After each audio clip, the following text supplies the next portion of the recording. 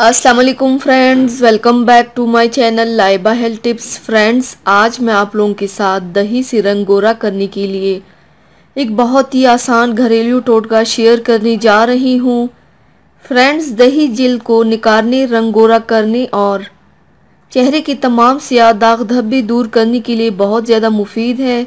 आज मैं आपको दही से ऐसा ही बेहतरीन और आसान मास्क बनाने के बारे में बताऊंगी जिससे आपके चेहरे पर कुदरती चमक आएगी और रंग साफ होगा।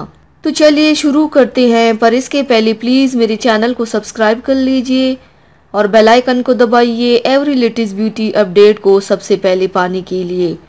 इसके लिए आप लोगों को चाहिए, सबसे पहले बर्तन में 2 चम्मच दही डालें, 1 चम्मच हल्दी डालें और आधा चम्मच चावल का आटा डाल दें। अब इन सब को अच्छी तरह से मिक्स कर लें। मिक्स करने के बाद अब इस मास्क को अपने चेहरे और गर्दन पर लगाएं और मसाज करें। 25 मिनट तक लगा रहने दें और 25 मिनट के बाद चेहरा सादा पानी से धो लें। आप देख सकेंगे कि आपके चेहरे पर कुदरती निखार आएगा, तमाम सियाही और सियाह दाग धब्बे भी ख़त्म होंगे इंशाल्लाह। तो व्यूवर्स, थैंक्स फॉर वाचिंग। मेरी वीडियो को लाइक और शेयर ज़रूर कीजिएगा।